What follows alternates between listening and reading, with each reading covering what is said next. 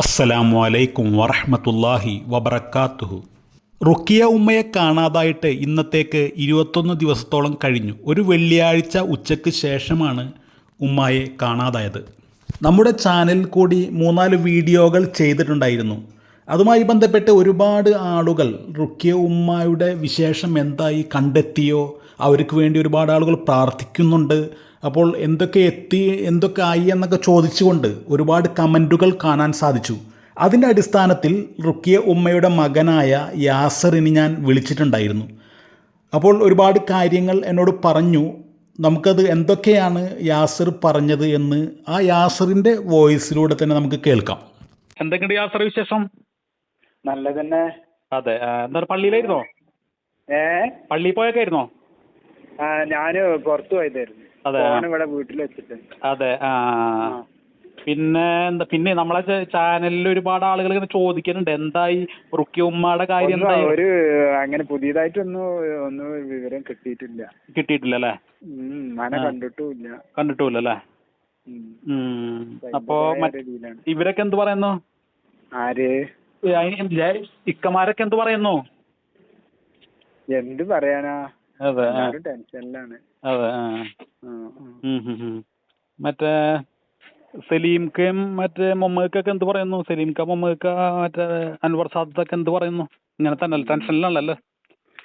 എല്ലാരും ഫീലിംഗ് തന്നെയാണ്.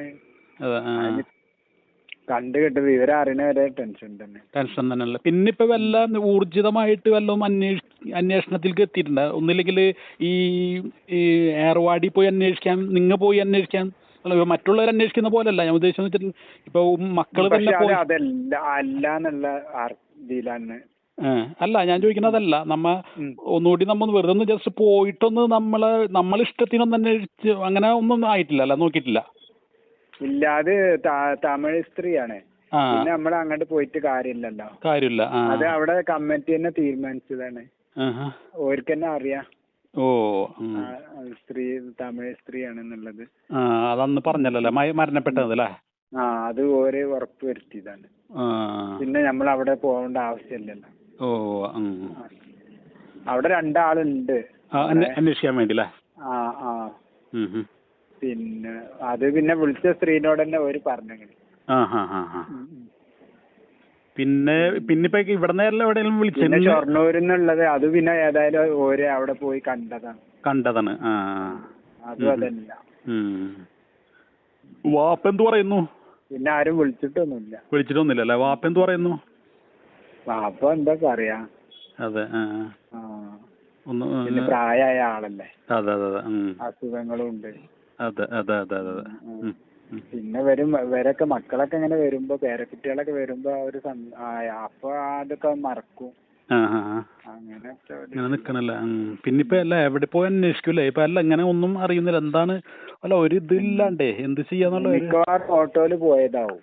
അതെ, ഓട്ടോയില് പോയിട്ട് എവിടെങ്കിലും ഇറക്കി വിട്ടിട്ടുണ്ടാവും. അല്ല എന്നാലും ആരെ കണ്ണില് പെട്ടിട്ടില്ല. അതായിരിക്കും ചിലപ്പോ. എന്നാലും അതെ, എന്തായാലും എന്താ സംഭവിച്ചെന്നുള്ളത് ആർക്കും കണ്ടിട്ടില്ല. അല്ലെങ്കിൽ കണ്ടിക്കണമെങ്കിൽ ഇപ്പൊ എന്തായാലും വിളിക്കൂലേ? എന്തായാലും ഈ കാലഘട്ടത്തിൽ വെച്ചിട്ടുണ്ടെങ്കിൽ നമ്മ ഇപ്പൊ എവിടെ ഉണ്ടെങ്കിലും അപ്പൊ തന്നെ ആളുകൾ അത് വീഡിയോ ഷൂട്ട് ചെയ്തിട്ട് അപ്പൊ തന്നെ ഇങ്ങനെ ചെയ്യാറുണ്ട് അല്ലേ? ചെയ്യലുണ്ട്, അറിയാൻ കഴിയല്ലോ. അതെ. എന്താണെന്നൊരു പിടുത്തം കിട്ടാത്ത. എന്താന്ന് അറിയില്ല, എന്താ കണ്ടിക്കണെന്ന് അറിയില്ല. നിങ്ങൾ എന്തെങ്കിലും പരീക്ഷണാവും. അതെ, നിങ്ങൾ എന്തെങ്കിലും ഒരു നിയ്യത്ത് വെച്ചിട്ടുണ്ടല്ലോ? എന്തെങ്കിലും ഒരു സ്വതക്ക നിയ്യത്ത് വെച്ചിട്ട് അങ്ങനെ ഒരു മജ്‌ലിസ് നേർച്ചകളൊക്കെ ഒരുപാടുണ്ട്. ചെയ്യുന്നുണ്ടല്ലേ? നമ്മൾ സൂറത്തുകളൊക്കെ ചെല്ലാണ്ട്, യാസീനോദാണ്ട്, അങ്ങനെയൊക്കെ കുറെ കാര്യങ്ങൾ ചെയ്യാണ്ട്. വീട്ടിൽ വല്ല ഇത് ചെയ്യണ്ട്. അതെ, വീട്ടില് വല്ല കുറച്ച് പേരെ കുറച്ച് കൂട്ടിയിട്ട് മറ്റേതുണ്ടല്ലോ നാരിയസ്വലാത്ത്, ഇങ്ങനെ 4444 നാരിയസ്വലാത്ത് ചൊല്ലിയിട്ട് അങ്ങനെയൊക്കെ ഒരു നിയ്യത്ത് വെച്ചിട്ടൊക്കെ ചെയ്യണമെങ്കിൽ അല്ല, ഒരു ഉസ്താമാരൊക്കെ വിളിച്ചിട്ടേ കൂടുതലും യാസീനോദാണ്. പിന്നെ വശമായ ഒത്തോരിക്ക് ഓതണം. അസറിന്റെ ശേഷം 40 പ്രാവശ്യം. ഇൻഷാ അള്ളാ എത്രയും പെട്ടെന്ന് കിട്ടാല്ല, നമുക്കൊരു എന്തെങ്കിലും ഒരു ഇത് കിട്ടിയാൽ മതി അല്ലേ? എന്താണ് സംഭവം? പ്രാർത്ഥനയിൽ കൂടെ ഇനിയിപ്പോ നമുക്ക് പ്രതീക്ഷയുള്ളൂ. പിന്നെ പോലീസിന്റെ ഇതിൽ കൂടി. പോലീസ് എന്ത് പറയുന്നു? ഓർക്കൊന്നും തുമ്പൊന്നും കിട്ടിയിട്ടില്ല. എന്തെങ്കിലും ഒരു തുമ്പ് കിട്ടിയാല് അറിയാൻ കഴിയും. അതെ, ഇനി നമുക്ക് മറ്റേ ഇവരെ കൊണ്ട് അന്വേഷിപ്പിച്ചൂടെ? മറ്റേ ഷെഫീറിന്റെ മിസ്സിംഗ് ആയ പോലെ മറ്റേ MLA-യോട് പറഞ്ഞിട്ട് അങ്ങനെ നോക്കുന്നുണ്ട്. മുഖ്യമന്ത്രി DGP-ക്കൊക്കെ പരാതി കൊടുത്തിട്ടുണ്ട്. പിന്നെ വക്കീലിനൊക്കെ ഏർപ്പെടുത്തിയിട്ട് അങ്ങനെ രീതിയിൽ നീങ്ങേണ്ടി വരും. എന്താ സംഭവിച്ചെന്നൊന്നും അറിയില്ല. അല്ലല്ലോ, ഉമ്മനെ തന്നെ കണ്ടിട്ട് പോലും ഇല്ല. മറ്റേ പിന്നെന്ന് വെച്ചിട്ടുണ്ടെങ്കിൽ ഈ ഷെഫീറിന്റെ കാര്യം എന്ന് വെച്ചിട്ടുണ്ടെങ്കിൽ ഷെഫീർ ഇപ്പൊ കുട്ടി മിസ്സായല്ല, അതുവരെ കണ്ട്. അത് പിന്നെ CCTV-യിൽ ആള് കേറുന്നതും അത് എന്തായാലും മുങ്ങിയതാന്ന് എന്തായാലും മനസ്സിലായിരിക്കും. അതെ, മുങ്ങിയിട്ടുള്ളതാണ്. ആ കുട്ടീനായിട്ട് ആ പെണ്ണിന്റെ കൂടെ പോയതാണ്. അതില് പിന്നെ സംശയമില്ല.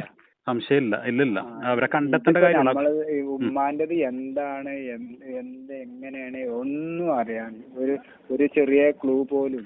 അതെ, എത്രയും പെട്ടെന്ന് കിട്ടട്ടെ, അതിനുള്ള പ്രാർത്ഥന അല്ലേ? മറ്റേ പോയ സലീമിക്ക് പോയ സമാധാനം ഉണ്ടാവും. മറ്റേ സലീമിക്ക് പോയ നാട്ടിൽ സൗദിക്ക് പോയ? ഇല്ല, പോവില്ല. ലീവില് വന്നതാണ്. ഇനിയപ്പോ അത് കഴിയാണ്ട് ഇതിനൊരു 2 മാസം ഉണ്ടാവില്ല. എന്നാ ശരി ട്ടാ, വേറെ ഒന്നുമില്ലല്ലോ? വേറെ ഇല്ല, പ്രത്യേകിച്ച് ഒന്നുമില്ലല്ലോ. അപ്പൊ എന്തെങ്കിലും ഞാന് നിങ്ങളോട് ഇങ്ങനെ പേരൊക്കെ ചോദിച്ചിരുന്നു. നിങ്ങള് തൃശ്ശൂര് പറഞ്ഞില്ലായിരുന്നു?